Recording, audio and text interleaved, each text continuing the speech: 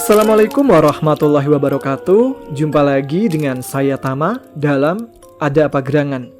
Bagaimana kabar kalian? Semoga selalu diberikan kesehatan dan juga rezeki yang cukup. Kita jumpa lagi di Ada Apa Gerangan 2, di mana di sini saya akan membacakan beberapa cerita horor sekaligus. Dan untuk malam ini saya akan membacakan 3 cerita horor sekaligus. Dan salah satu cerita yang akan saya bacakan kali ini adalah sebuah kejadian yang terjadi di Kabupaten Blora, Jawa Tengah. Berlatar belakang tentang pemilihan kepala desa yang akhirnya menjadikan bencana hilangnya 20 nyawa warga setempat menjadi tumbal dari pemilihan kepala desa tersebut. Seperti apa ceritanya? Langsung saja teman-teman Ada Apa Gerangan, ceritanya mulai dari sini.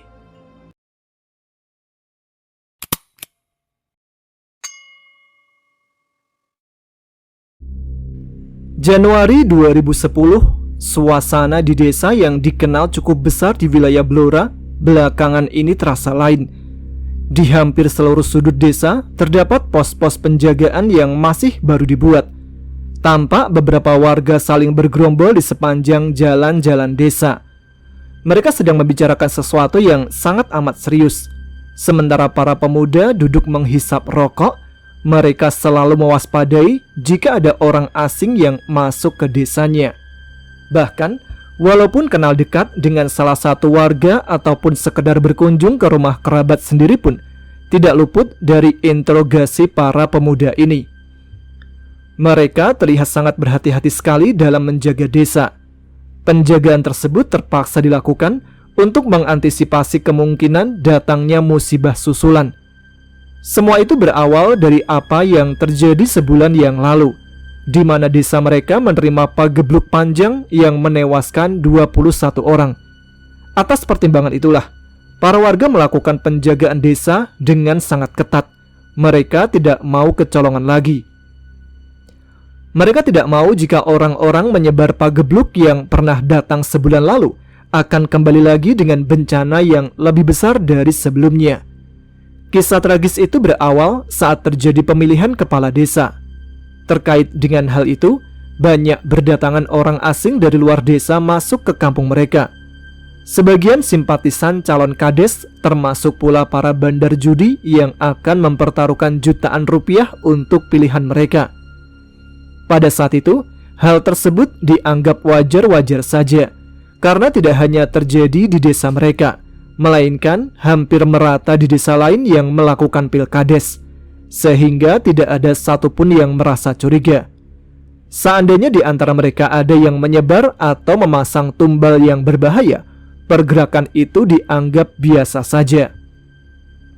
Sebenarnya, sebelum dan pada saat pemilihan pilkades digelar, keadaan desa normal dan masih tenang, walaupun ada gesekan paling-paling di antara para pendukung calon warga sendiri. Tidak terpengaruh dengan bujuk rayu sahabat atau orang suruhan salah satu calon. Warga yang sudah cerdas memanfaatkan kesempatan tersebut dengan mengambil amplop yang diberi. Namun pilihan mereka tetap dari hati nurani, yaitu memilih sosok yang dianggap paling berpengaruh dan mampu memimpin desa dengan bijak. Memang selama ini hal tersebut masih terjadi di setiap wilayah di pedesaan, di mana akan terjadi politik uang di masa-masa ada pemilihan pilkades.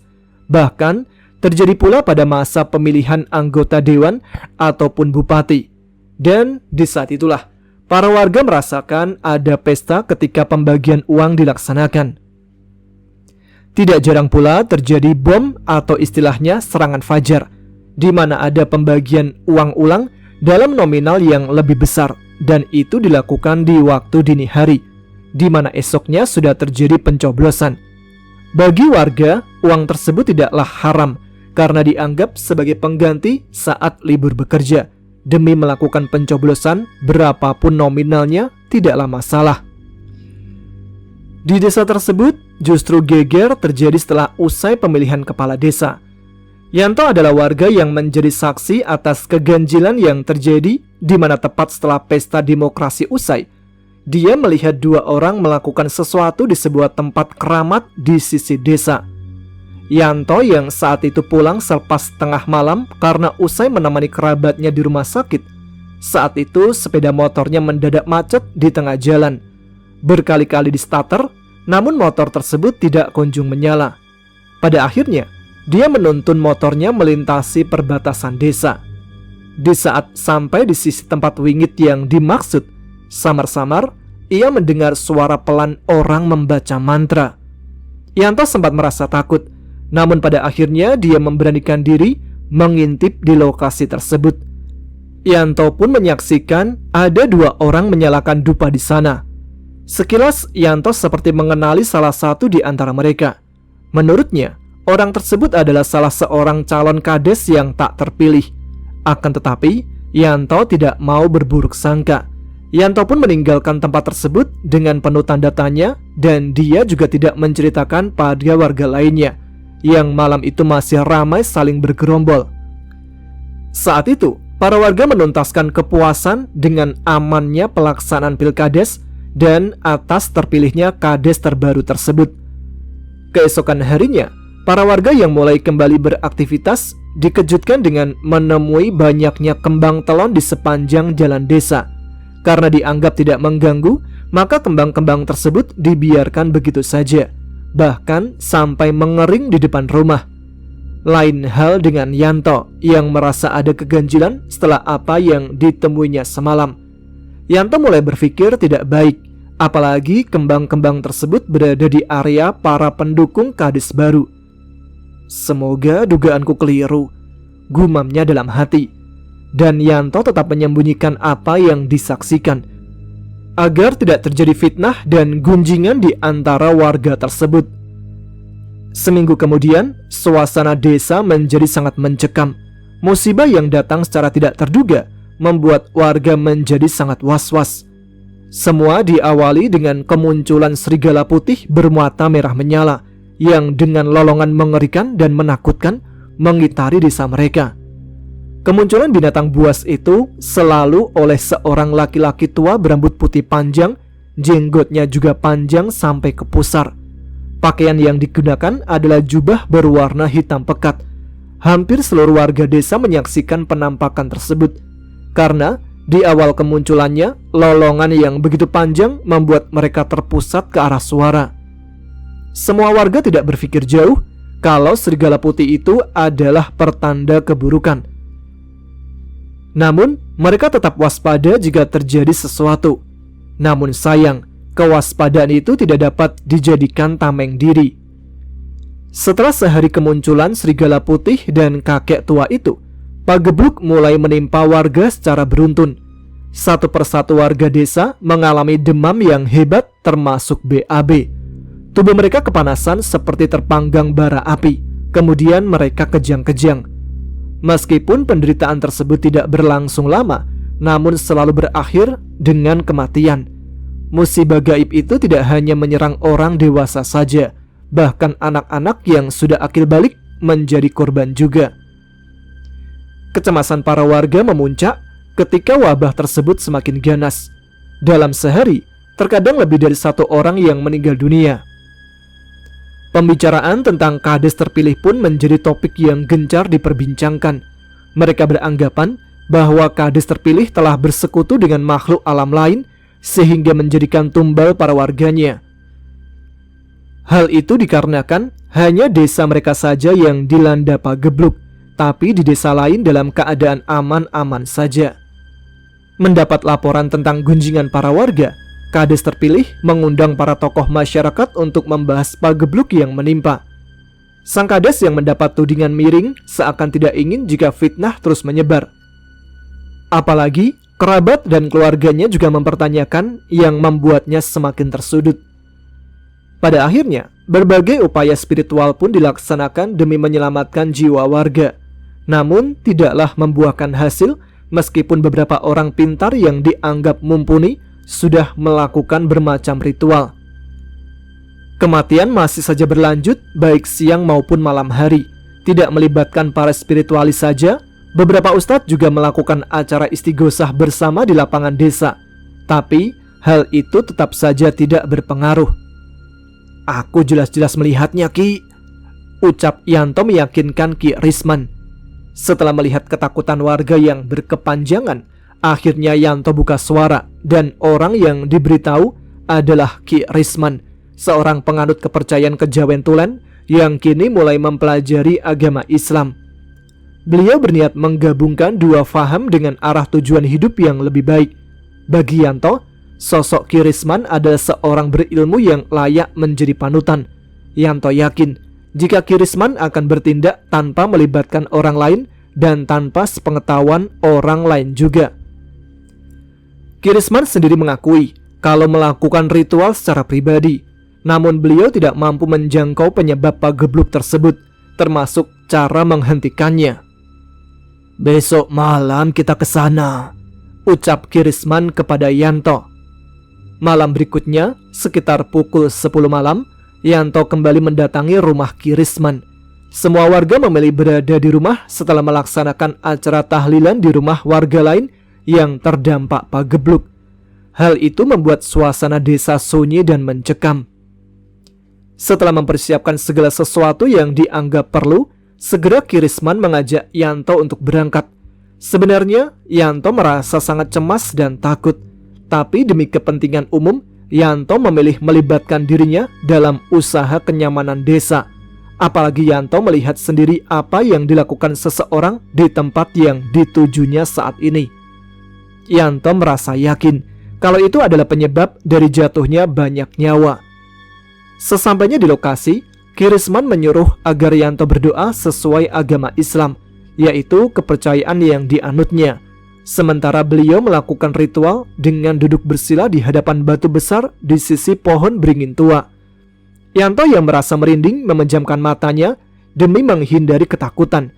Tapi pendapatnya keliru. Justru dengan memejamkan mata, pikirannya malah membayangkan hal-hal yang tidak karuan. Yanto pun kembali membuka matanya.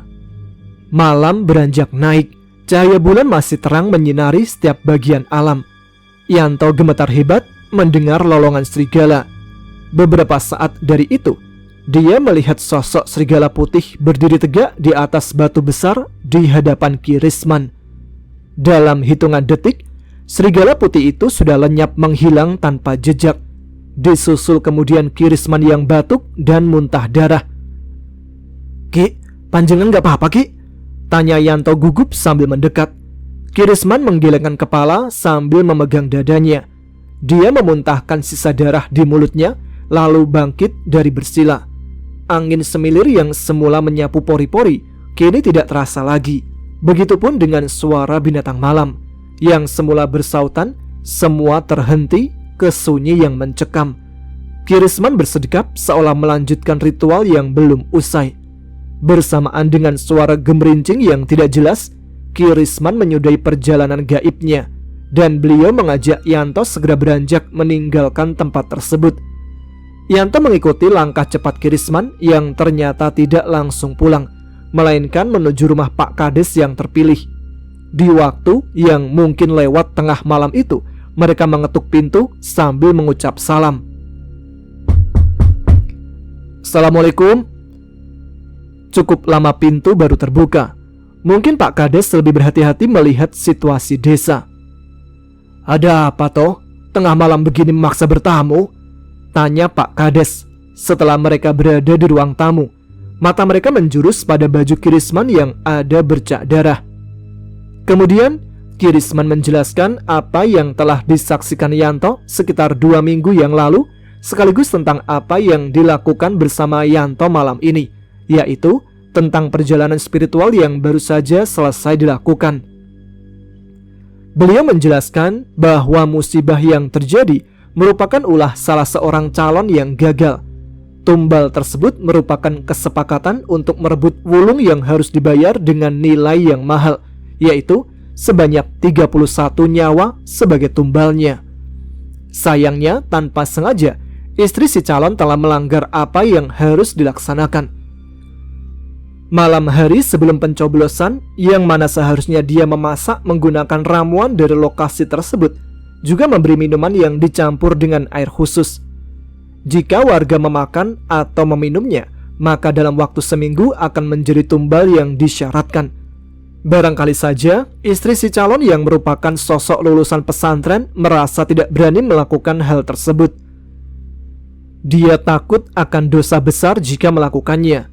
Namun perjanjian dengan makhluk halus telah terjadi, dan apa yang telah disepakati harus tetap dilaksanakan.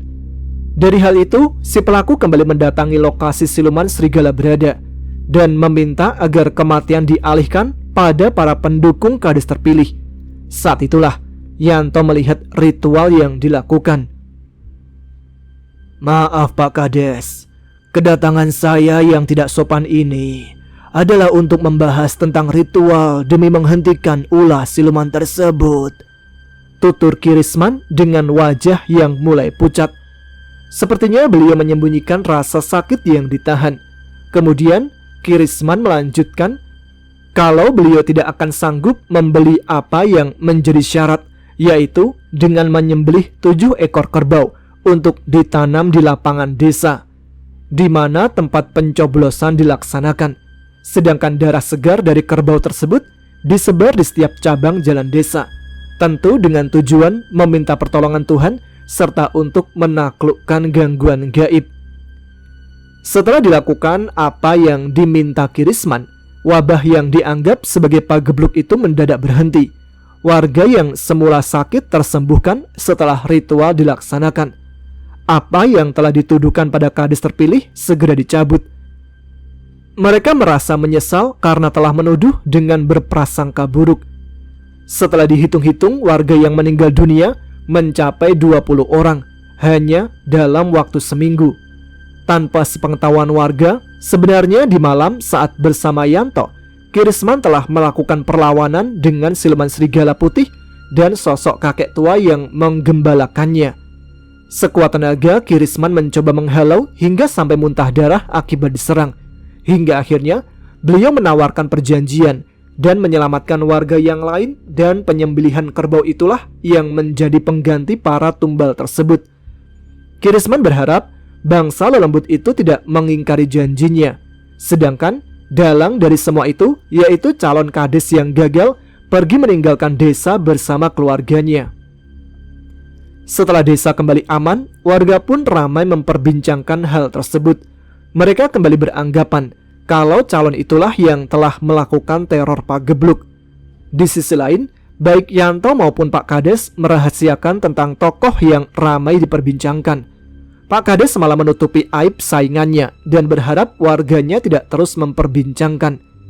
Selain menutup dalang atas musibah yang terjadi, Pak Kades juga Yanto merahasiakan siapa orang di belakang layar atau Kirisman itu. Karena Kirisman tidak ingin jika warga tahu tentang sosok penghuni tempat wingit tersebut. Beliau tidak ingin ada penyalahgunaan oleh para spiritualis di masa yang akan datang, sehingga hal yang sama akan kembali terjadi. Kejadian bertahun-tahun itu masih membekas di benak Yanto.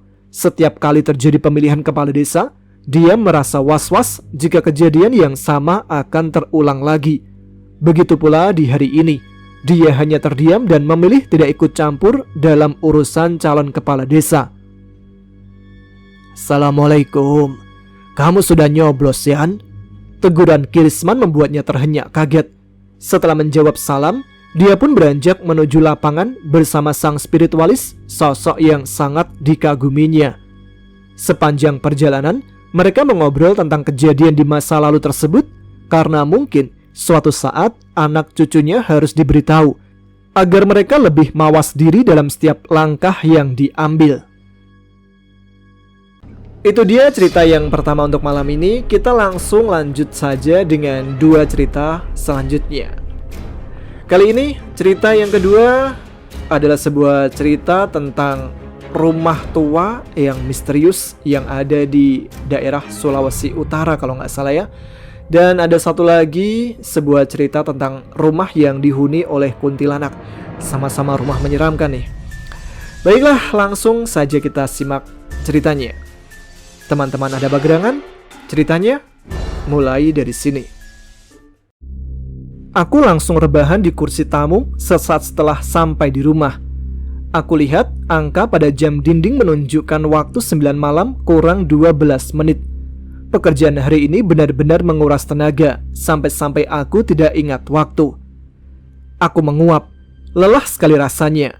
Semula aku tidak peduli keadaan rumah yang gelap dan sepi. Namun lama-kelamaan, keadaan itu membuatku engap juga. Tidak urung, aku pun terpaksa bangkit dan menyalakan lampu. Aku terheran. Biasanya, istriku menyalakan televisi dengan suara keras. Akan tetapi, kali ini mengapa suasana hening? Meskipun begitu, aku masih enggan untuk segera menuju ke kamar. Aku bahkan sudah kembali rebahan di kursi tamu. Ketika aku mendengar seorang sedang mandi, aku melebarkan daun telinga. Memang benar, ada yang sedang mandi. Aku masih belum bisa fokus pikiran. Tumpukan kertas di kantor terbayang-bayang di dalam benak, meski pada akhirnya pekerjaanku usai. Sesaat kemudian, aku mengambil ponsel dari dalam tas. Beberapa jam belakangan, aku belum membuka WA. Dan benar saja, sudah banyak pesan yang masuk. Orang yang mengirim pesan tidak lain adalah istriku. Aku membaca pesan itu sembari berpikir keras. Memangnya istriku kemana? Tanyaku dalam hati. Barulah setelah beberapa detik berlalu, aku baru teringat kalau hari ini dia berpamitan untuk pulang ke rumah orang tuanya karena ibunya sedang sakit. Berarti aku sendirian malam ini, gusarku dalam hati. Aku belum sempat membalas WA dari istriku ketika lagi-lagi aku mendengar suara air dari dalam kamar mandi. Aku bertanya-tanya dalam hati. Saat pertama aku mendengar suara orang mandi tadi, aku pikir memang istriku. Sekarang aku baru ingat kalau aku sedang sendirian di rumah ini. Rasa lelah yang sudah menggelayut di pundak tiba-tiba berganti menjadi rasa was-was dan cemas. Dengan bertindak, aku pun menuju kamar mandi. Aku melihat pintu kamar mandi sedang tertutup, tidak seperti kebiasaan kami. Kami akan membiarkan pintu kamar mandi tetap dalam keadaan terbuka saat kami tidak pakai. Tapi aku benar-benar mendengar suara gemericik air dari dalam. Aku juga sangat yakin kalau beberapa saat yang lalu aku mendengar suara orang sedang mandi. Bulu tengkukku tiba-tiba meremang. Mendadak aku merasakan cemas yang sebelumnya tidak pernah kurasakan. Dalam hati, aku masih bertanya-tanya. Siapa yang di dalam? Apa istriku udah balik? Apa dia nggak jadi nginep? Kamu sedang mandi? Aku memanggil istriku. Siapa tahu memang dia yang sedang mandi. Tapi ketika aku kembali memanggil-manggil namanya, istriku tidak juga menjawab. Bahkan di dalam sana, sudah tidak lagi terdengar suara apapun. Meskipun hanya sekedar suara tetesan air pun tidak ada. Setengah nekat, meskipun dibayangi rasa takut, aku buka juga pintu kamar mandi. Aku berharap istriku sedang mengerjaiku. Tapi aku benar-benar tercengang saat pintu telah terbuka dan di dalam sana tidak kutemukan siapapun. Lantai kamar mandi pun benar-benar kering. Tidak ada air keran yang mengalir. Gayung yang kami gunakan untuk mandi pun masih berada di tempatnya. Hanya ada satu yang membuatku semakin lebih ngeri. Aku mencium bau yang sangat wangi sekali. Tapi bau itu malah membuat bulu tengkukku semakin merinding. Bulu halus di tanganku pun ikut berdiri. Aku segera meloncat keluar ketika bau yang sangat wangi itu tiba-tiba berubah menjadi bau darah yang sangat anyir. Keesokan harinya, aku menggaruk kulit kepalaku yang tidak gatal ketika istriku menyambut kepulanganku dengan keluh kesah. Aku menyeringai tanda tak mengerti. Tidak ada satupun pertanyaan istriku yang aku mengerti. Rambut? Selingkuh? Pertanyaan apa lagi ini? Apalagi aku baru saja masuk ke rumah sepulang kerja. Bukankah seharusnya aku mendapatkan sambutan yang hangat seperti biasanya? Bukankah seharusnya dia memberikan keningnya untukku kecup? Aku mencoba menanyakan apa maksud pertanyaan istriku itu, tapi dia malah menjawab dengan tangisan. Dia menyumpah serapah yang semakin tidak aku fahami.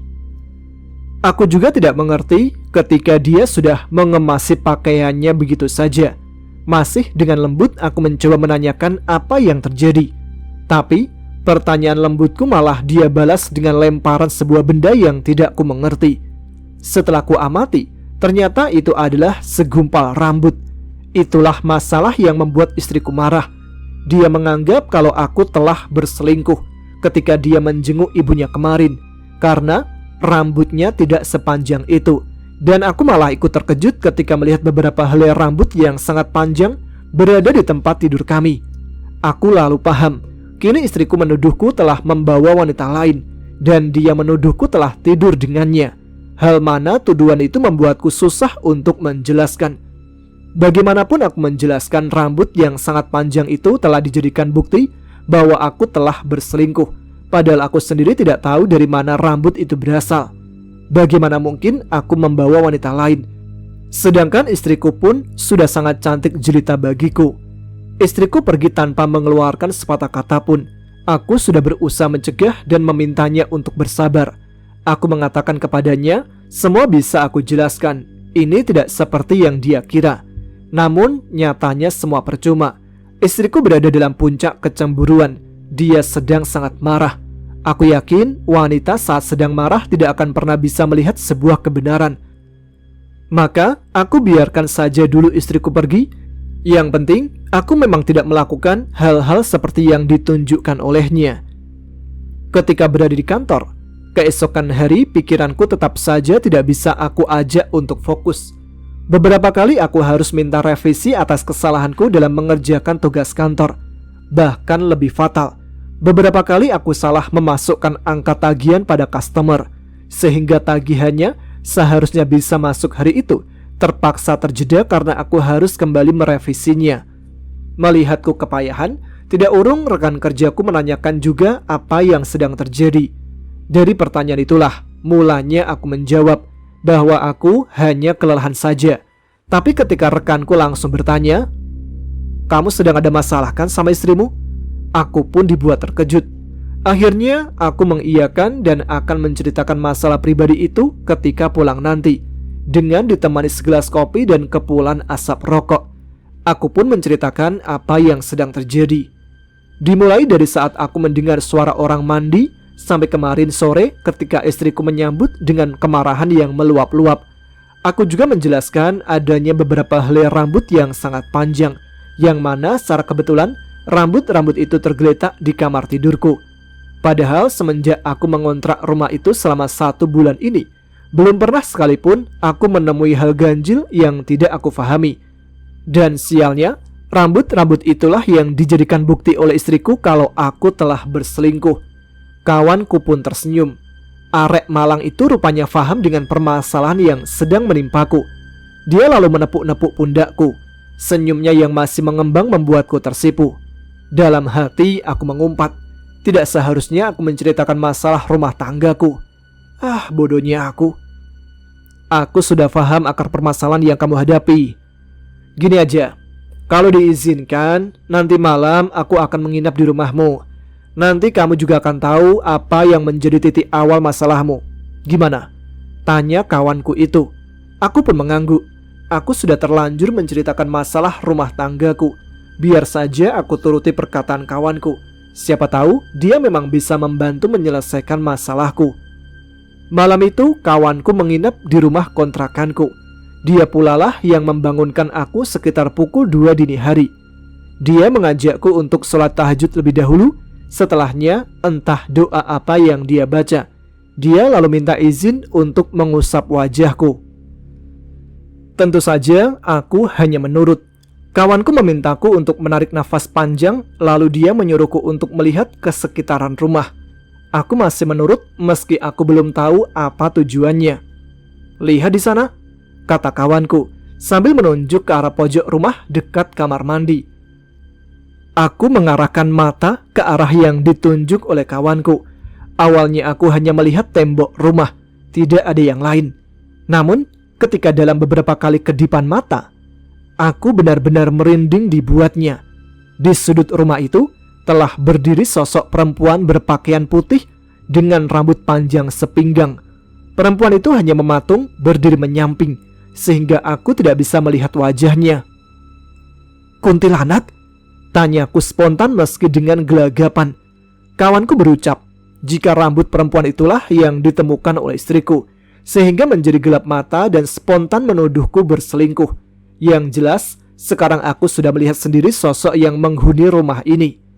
Masih menurut kawanku, sosok itu bisa jadi punya tabir jahat yang suatu saat ia akan merusak rumah tanggaku. Aku paham bahwa aku harus berhati-hati. Rasa takut yang semula mendera kini berubah menjadi kemarahan yang meluap. Gara-gara kuntilanak itu, istriku kabur dari rumah. Aku pun melangkah mendekati sosok menakutkan itu. "Mbak, siapapun kamu, aku dan istriku tinggal di sini tidak bermaksud untuk mengganggumu. Silakan kalau mau tetap tinggal, tapi kamu jangan mengganggu kehidupan kami. Kamu dan aku punya Allah masing-masing. Kamu paham?" tanyaku dengan suara yang agak gemetar. Dalam posisi yang sangat dekat itu, aku bisa melihat kepala perempuan itu mengangguk-angguk. Mungkin dia mengerti apa yang kukatakan. Aku pun meminta pada sosok itu agar jangan menampakkan diri di hadapan kami, apalagi sampai bermaksud menakut-nakuti. Sosok itu pun kembali mengangguk-angguk, terus mengangguk-angguk sampai kepalanya copot. Lalu ia pun menghilang dalam sekejap, meninggalkan bau wangi bercampur amis darah. Meskipun aku sudah mengajak kawanku itu untuk menjelaskan apa yang terjadi, namun istriku masih bersikeras kalau aku hanya beralasan. Dia menganggapku telah mengkhianatinya, sedangkan penjelasanku dia anggap hanya bualan kosong. Penipu akan berbohong untuk menutupi kebohongan selanjutnya, katanya. Hingga orang tua istriku pun pada akhirnya ikut turun tangan juga. Beliau minta istriku untuk mendinginkan hati. Beliau juga minta istriku untuk pulang. Sang ibu memberi nasihat jika surga seorang istri berada di bawah suami. Disuruhnya istriku memberi kesempatan kepadaku untuk membuktikan kalau memang apa yang kukatakan itu benar.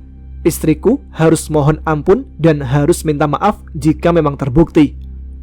Tapi kalau aku ketahuan bohong, maka tindakan apapun yang diambil, ibu akan merestui. Atas permintaan bapak dan ibu, istriku pun akhirnya luluh juga. Kami pun berpamitan pulang. Dan malam itu juga, aku dan kawanku mengajak istriku untuk membuktikan bahwa ada sosok lain di rumah yang kami tempati. Sosok perempuan itu pun bersedia hadir ketika kawanku memintanya untuk menunjukkan diri.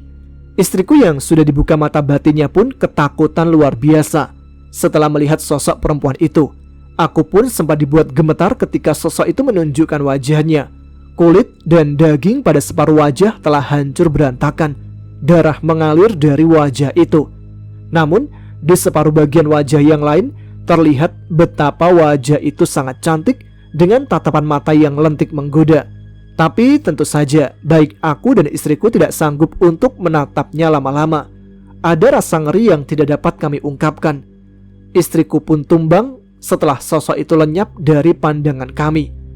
Dari pembuktian itu, pada akhirnya istriku pun minta maaf kepadaku. Dia menyadari kesalahannya, bahwa dia hanya mengedepankan ego semata. Tidak seharusnya dia bersikap demikian. Tentu saja aku memaafkannya. Karena di balik sifat pencemburunya yang besar, tapi cemburu pada sosok kuntilanak, cemburu pada sosok yang tak kasat mata, itu sangat aneh.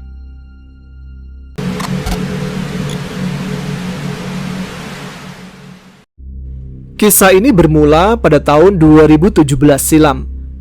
Rumahku berada di sebuah desa yang bernama Bailang Lingkungan 2, Kecamatan Bunaken, Kota Manado, Sulawesi Utara, di mana penduduknya biasa saja sama halnya dengan desa-desa pada umumnya.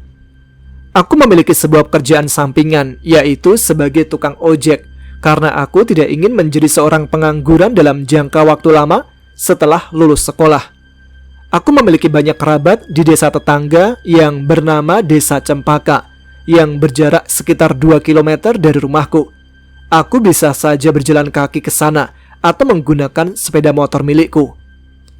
Di Desa Cempaka itu, aku sering sekali ke sana karena aku memiliki sebuah komunitas anak pecinta alam yang bernama Komunitas Pecinta dan Pelestari Alam Tarantula Adventure.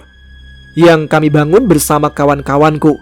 Maka posisiku adalah sebagai salah satu perintis dari komunitas tersebut. Alasan lain mengapa aku sering ke Desa Cempaka juga karena memang base camp atau sekretariat kami berpusat di Desa Cempaka, yang tepatnya kala itu di rumah salah satu perintis kami yang bernama Fanly, yang selaku pemimpin kami dalam beberapa periode kepemimpinannya dalam memimpin komunitas kami.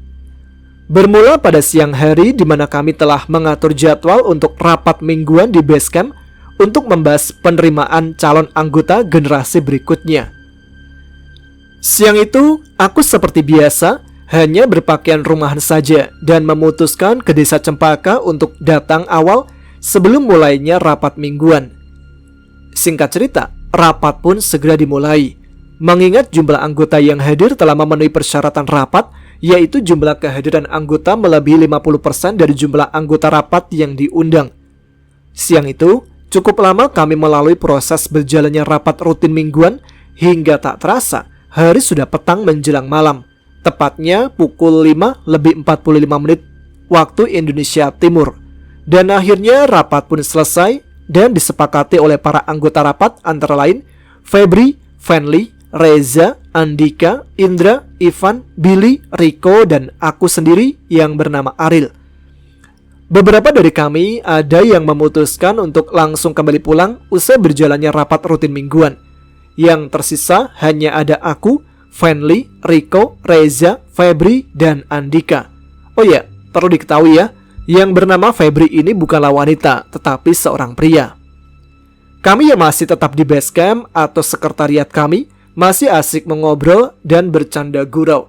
Ada yang bermain gitar, ada yang bernyanyi, dan ada yang bermain handphone menikmati game online bersama. Tiba-tiba Rico berkata, "Guys, gue lapar nih. Pengen makan atau ngemil apa kayak gitu yang enak-enak. Masa iya sih dari tadi cuma ngopi doang?" "Ya udah, siapa nih yang mau pergi belanja cemilan? Sekalian gue nitip juga deh kalau gitu. Gue nitip snack ringan aja. Keripik kentang atau apalah," sahutku. "Makan nasi aja lah sama lauk, dalam tuh ada makanan," ucap Fanly. "Gua mau bir deh biar anget," jawab Febri. Wah, usul Febri boleh juga tuh. Kebetulan gue juga udah lama nih gak minum bir. "Boleh lah patungan aja beli birnya, gimana?" kata Andika. "Bir doang sama snack ringan? Ya elah, mana enak coba. Gimana kalau sekalian kita manggang-manggang?" kata Reza memberi usul. "Nah, kalau manggang baru gue juga demen tuh. Oh ya Ril, lu kan punya pengaruh lumayan tuh di tempat pelelangan ikan di pelabuhan. Gimana kalau gue temenin lu ke sana? Make motornya si Eja aja, gue boncengin. Lu usahain dapat ikan seger di sana. Kalau nggak bawa lu kan bakalan mahal harga ikannya. Beda lagi kalau sama lu, modal dikit dapat ikannya banyak banget kan?" usul Kak Fanly. "Ya bener tuh, kata Kak Fanly. Yang punya tempat pelelangan ikan nih bos, senggol dong," sahut Rico. "Ya elah, karena gua mager makanya gue nitip snack. Sekarang giliran bahas manggang ikan aja pada lempar ke gua. Mentang-mentang gue banyak kenalin di sana. Aduh." "Iya kan cuma lu doang yang deket dan sangat akrab dengan orang-orang di lokasi pelelangan ikan. Mau ngarep siapa lagi coba? Lagian kan bukan buat sendirian, tapi kan untuk kebersamaan juga. Kenyangnya bareng-bareng. Mau ya Ril? Ayolah brother." Ini sih udah camping namanya, bukan nongkrong santai lagi sih. "Terus bahan-bahan lain gimana?" "Oke fix, kita camping aja kalau gitu. Tapi kita siapin dulu bahan-bahannya beserta bumbu dan perlengkapan lainnya," kata Andika menimpali. Seriusan nih camping dadakan kita? Nah terus lokasinya di sini, di base camp kita gitu?" tanya aku. "Kita fokus prepare aja dulu buat semua kebutuhan. Soal lokasi kita manggangnya dan campingnya nanti kita bahas lagi ketika semua udah siap," usul Rico. "Kak Fen, nih kunci motor gua. Nih sekalian duitnya juga. Entar tolong singgah isikan bensinnya ya. Maklum lah, motor tua udah agak boros bahan bakarnya," ucap Reza. "Ya udah, ayo Ril. Sisanya kalian atur cepatnya ya, selagi gua sama Aril pergi belanja ikan di tempat pelelangan." "Iya Kak Fen, ini kita mau patungan dulu buat anggaran belanja nanti," ucap Febri. "Ya udah, kalian buruan lah. biar nggak kemalaman, supaya masih bisa belanja. Yaudah, gue duluan ya sama Kak Fenly. Setelah selesai kami merencanakan semuanya secara matang, aku langsung pergi ke tempat pelelangan ikan di sebuah desa yang bernama Desa Jati, yang posisinya tepat di pinggir pesisir, dan memang itu adalah area pelabuhan khusus kapal-kapal nelayan berlabuh untuk mengangkut bahan sebelum berlayar atau bongkar ikan dan langsung dilelang di lokasi tersebut. Aku dibonceng oleh Kak Fenly menggunakan sepeda motor milik Reza.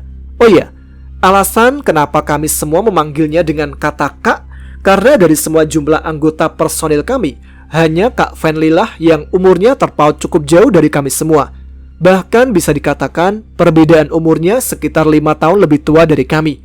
Saat ini umurnya mungkin sudah mau beranjak ke kisaran umur 38 tahunan, kalau nggak salah hitung ya.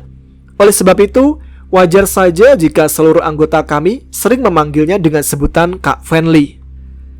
Nah, singkat cerita, aku dan Kak Fenly sudah selesai berbelanja ikan di lokasi tempat pelelangan ikan di Desa Jati, dan langsung bergegas kembali ke base camp kami yang ada di Desa Cempaka, yang jaraknya memakan waktu sekitar 20 menit perjalanan menggunakan sepeda motor. Sedangkan di sisi lain, para anggota yang lain juga telah selesai berbelanja dan mempersiapkan semua kebutuhan untuk camping dadakan kami, yang tadi sudah disepakati bersama saat kami masih berkumpul di base camp kami atau sekretariat kami. Beberapa saat kemudian, aku dan Kak Fenly sudah tiba dan kembali berkumpul dengan teman-teman anggota kami yang lainnya. Nih, ikannya udah siap nih, masih segar dan utuh, dan belum dibersihkan. Jadi sepertinya kita harus bersihkan dulu nih ikan semua. Yang lain gimana? Bahan-bahannya udah lengkap semua belum? Aku memastikan teman yang lain apakah sudah siap atau belum, dan jawaban mereka sudah siap semua. Hanya tinggal membersihkan ikan yang kubawa dari tempat pelelangan ikan dan beberapa bahan bumbu yang harus kami bersihkan, seperti bawang dan cabai. Iya nih, udah siap semua, udah beres, kata Reza. Terus gimana? Apa kita camping di sini? Tanyaku. Gimana kalau kita ke tempat batu tebing aja? Di sana kan teduh, mau siang atau malam aman aja. Bakar-bakar juga aman, mau manggang juga aman. Mancing juga udah bisa langsung di situ. Mau buka tenda juga bisa. Usul Kak Fenly. Oh iya Kak Fen, yang lalu kan kita pernah nongkrong bakar-bakar di tempat baru tuh Kak, yang gak jauh dari sini. Yang waktu ada Bang Aris, anak Fakultas Sastra loh Kak. Ingat gak? Tanya Riko. Oh, yang di rumah tua tempo hari itu. Boleh juga sih di situ. Tapi nggak boleh terlalu berisik sih di sana. Soalnya masih cukup dekat dengan beberapa rumah warga. Nggak bawa gitar kok. Jadi gua pikir sih nggak masalah sih kalau kita camping di situ, sahut Andika. Ya udah kalau gitu, nggak usah lama-lama, langsung kita ke situ. Aku juga belum pernah ke sana. Baru kali ini juga kan mau camping di sana sama kalian. Udah, lu tenang aja Ril, tempatnya asik kok. Walau gak ada pemandangan yang menarik sih, setidaknya ya suasananya cukup sadu lah dan menenangkan hati dan pikiran. Beuh, sejak kapan lu bisa ukir kata-kata seperti itu? Lu mimpi apa semalam? Tanya Reza meledek Riko. Kami pun segera menuju ke lokasi yang dimaksud oleh Riko, sambil berjalan santai menuju ke lokasi yang tidak jauh dari lokasi base camp kami. Di jalan pun kami banyak mengobrol sambil bercanda gurau satu sama lain. Nah, akhirnya sampai juga. Jadi inilah lokasi camping kita kali ini. Kebetulan lu kan baru pertama kali kemari. Iya. Wah, lumayan juga lokasinya. Cukup tenang dan lagi posisinya paling tinggi dari semua rumah-rumah. Mantap juga lokasi. Bolehlah kalau gitu, ucapku. Selang beberapa lama, kami telah tiba di lokasi rumah kosong tua yang sudah lama ditinggalkan dan terbengkalai. Terlihat dari banyaknya sampah dan semak belukar yang menghiasi area sekitar rumah kosong ini. Kita prepare aja dulu barang-barang dan bahan-bahan untuk masak. Mending langsung disiapkan agar menghemat waktu, mumpung langit kelihatan cerah malam ini. Mereka pun segera mempersiapkan berbagai macam perlengkapan camping, mulai dari tenda, matras, alas memasak, hingga membersihkan area-area yang akan kami gunakan untuk bersantai nanti.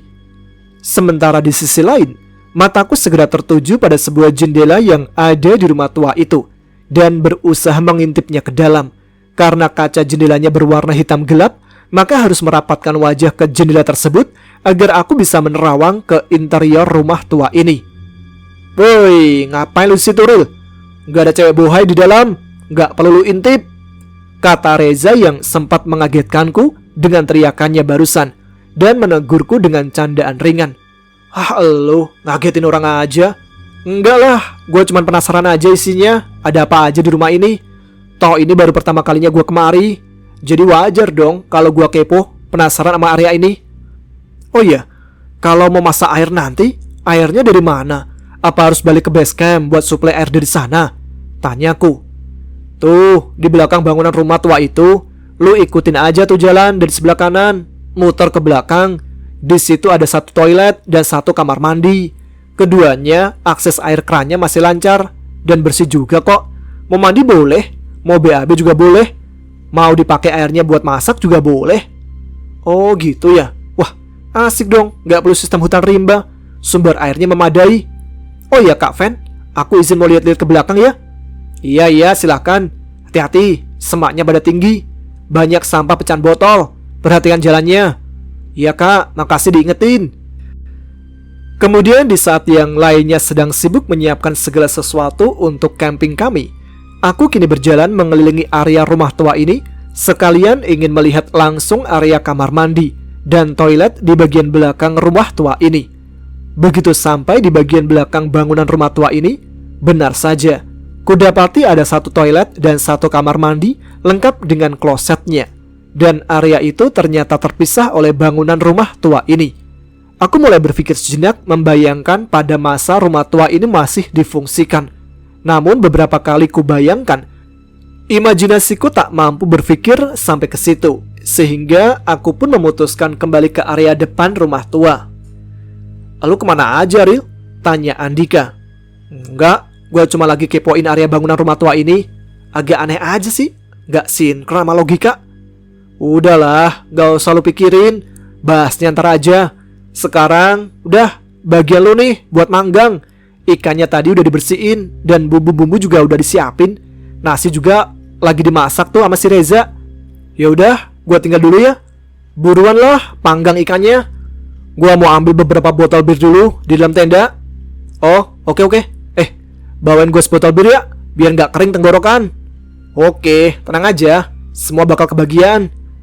Segera melaksanakan tugasku dalam memasak ikan panggang dengan bumbu-bumbu yang sudah lengkap. Sementara itu, kulihat yang lainnya kini tengah sibuk menyusun beberapa potong ranting kayu tak jauh dari lokasiku memanggang. Terlihat sepertinya mereka akan membuat api unggun untuk memeriahkan momen camping dadakan kami bersama. Aku pun tersenyum melihat mereka yang tengah ngobrol dan bercanda gurau. Sesekali aku diledek oleh mereka dan membuat kami semua serentak tertawa lepas. Kemudian Andika datang menghampiriku sambil membawa sebotol bir bintang dengan semangkuk es batu yang telah dipecah belah. "Nih, jatah buat koki kita yang udah bau asap bakaran." Kampret lu Dika. Awalnya kami semua biasa-biasa saja menikmati kebersamaan sambil bercerita banyak hal dan bersendau gurau bersama, tertawa terbahak-bahak bersama. Beberapa menit kemudian, aku pun ikut bergabung bersama mereka sambil membawakan beberapa ekor ikan yang sudah matang, beserta beberapa bumbu pelengkapnya, dan Febri ikut membantuku membawa nasi yang juga sudah matang. Sementara itu, Riko juga telah selesai menyiapkan singkong bakar. Singkat cerita, kami pun langsung menyantap bersama untuk makan malam. Kemudian, setelah selesai menyantap bersama hidangan yang juga bersama-sama kami masak, kini waktunya bersantai dan bersendau gurau kembali. Dan Andika kini mengeluarkan beberapa botol bir untuk kami nikmati bersama. Singkat cerita, kami pun menikmati bir sambil bercerita banyak hal tentang pengalaman dan hal-hal lucu. Dan akhirnya, terbersit dalam benakku yang sedari tadi, sejak awal tiba, aku sudah sangat penasaran dengan rumah kosong ini, yang konon katanya ada salah satu rumah tertua di daerah ini, yang sudah sekian lama ditinggalkan oleh pemiliknya tanpa alasan yang jelas. Menurut tutur kata warga sekitar, menurut penjelasan dari Kak Fenly dan Riko. Awalnya obrolan kami semua hanya sebatas sebuah pengalaman kami masing-masing, hingga tiba-tiba suasana berubah ketika aku menanyakan soal rumah kosong ini. Kalian ada yang tahu secara jelas nggak kenapa sampai rumah ini ditinggalin gitu aja? Dan kenapa rumah ini tetap dikunci semua pintunya, kecuali kamar mandi dan toilet yang terlihat terpisah dari bangunan rumah? Ada yang tahu nggak? Tanyaku penasaran akan sejarah rumah ini. Ya, itu dia, Ril. Kabar dan sejarah rumah ini masih simpang siur dan nggak jelas secara pasti kebenarannya. Loh, kok bisa gitu, Kak Fen? Bukannya itu malah menjadi semakin aneh dan terkesan sangat misterius dengan rumah ini ya? Sahutku.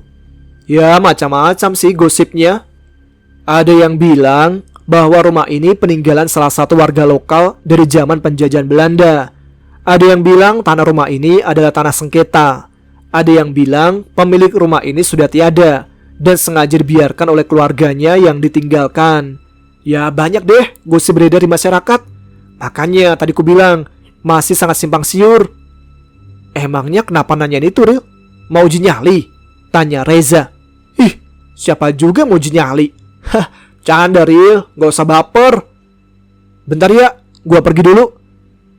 Bi, kawanin gua yuk. Lu tahu kan mau kemana gua? Ayolah.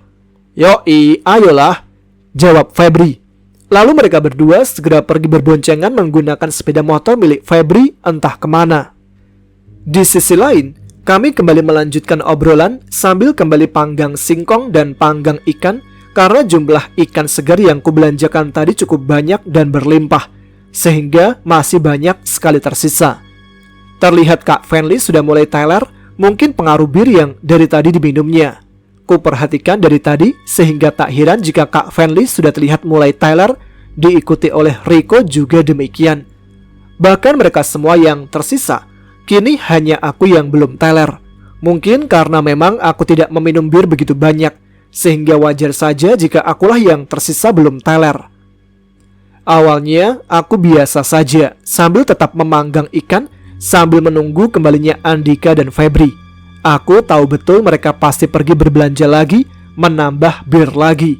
Karena sudah biasa mereka seperti itu jika kami sedang bersantai seperti ini. Tiba-tiba aku merasa ingin buang air kecil dan langsung saja aku berlari ke arah belakang rumah kosong tersebut untuk buang hajat ke toilet yang terletak di belakang rumah kosong itu. Segera kutuntaskan hajatku yang sedari tadi aku tahan, hingga akhirnya selesai dan aku pun segera kembali ke tempat semula di teras depan rumah kosong ini. Aku berjalan perlahan menyusuri semak belukar yang ada di area belakang rumah kosong dekat toilet tersebut.